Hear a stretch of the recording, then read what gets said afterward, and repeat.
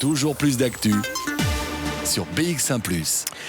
La vaccination est donc désormais ouverte pour les adolescents à partir de 12 ans. C'est ce qu'ont confirmé les ministres de la Santé réunis en conférence interministérielle ce matin. Ils suivent donc l'avis déjà remis il y a quelques jours par le Conseil supérieur de la santé.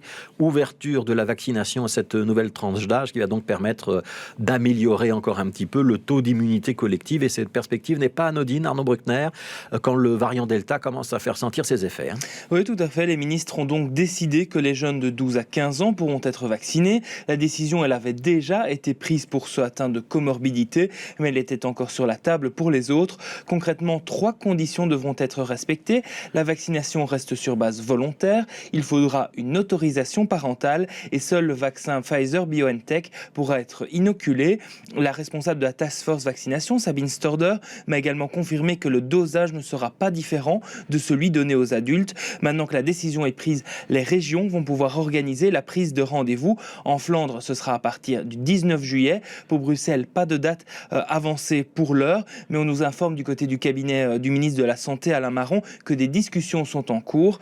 Mais globalement, quel bénéfice aura cette vaccination des jeunes globalement en bonne santé? On le sait, cette population a peu de risques, peu ou pas de risque d'être hospitalisée suite à un Covid. Je vous propose d'écouter à ce propos Sophie Lucas, immunologiste et présidente de l'Institut de Duves à Lucé-Louvain. Dans les bénéfices, il y a une série de bénéfices individuels et de bénéfices éventuellement collectifs.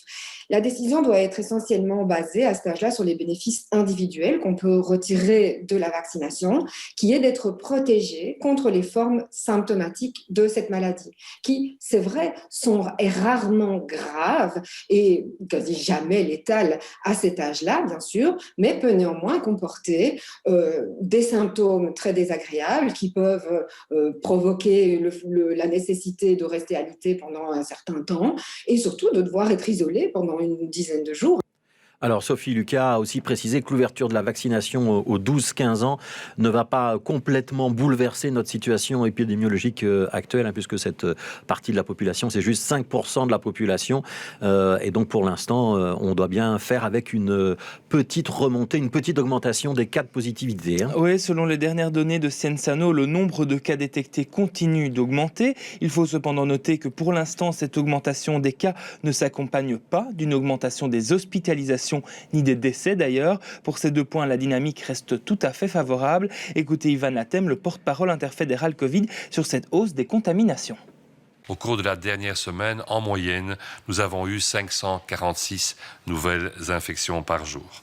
On a eu depuis 3 mois une baisse des infections depuis le début du mois d'avril. Et cette fois-ci, nous avons une augmentation. Une augmentation, effectivement, de 66% sur base hebdomadaire. C'est dans le groupe d'âge de 18 à 24 ans que l'on voit actuellement le plus de tests positifs.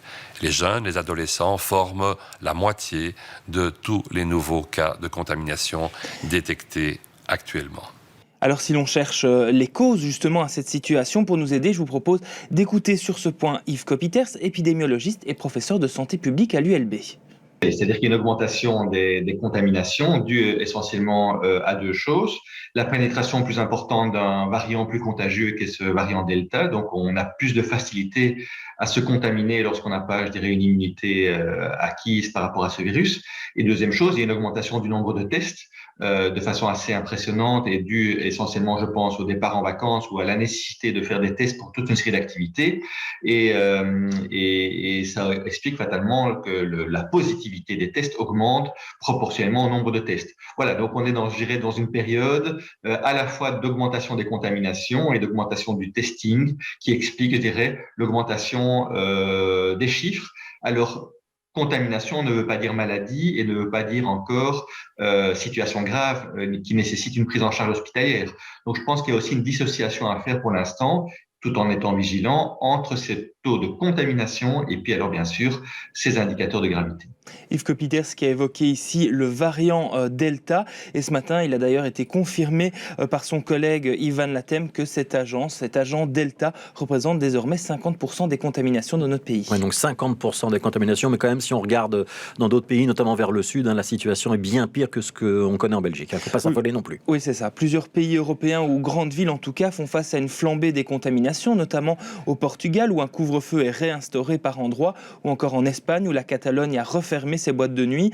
En Belgique, on n'en est pas encore là, évidemment, même si certains experts plaident pour un allègement des mesures de déconfinement prévues au cours de l'été. C'est le cas notamment d'Yves Copiters qui m'expliquait que les grands événements, notamment, sont des lieux à fort risque et qu'il faudra donc veiller scrupuleusement à ce que les gens soient soit vaccinés, soit testés et que les jauges soient limitées. Alors doit-on craindre une 4e vague prochainement, à la fin de l'été par exemple, alors même que le ministre français de la Santé, Olivier Véran, l'a prédit pour la fin juillet? Écoutez à nouveau Yves Copiters. Ça dépend de ce qu'on appelle une 4e vague. En tout cas, une réaugmentation des transmissions, des contaminations, ça c'est vrai. Alors si c'est ça leur 4e vague, ce serait une vague en fait modérée, puisqu'en fait qui sont touchés actuellement surtout par les contaminations, ce sont les jeunes, par la reprise des activités sociales essentiellement. Or, dans ce groupe-là, la probabilité de faire des formes graves est quand même très faible.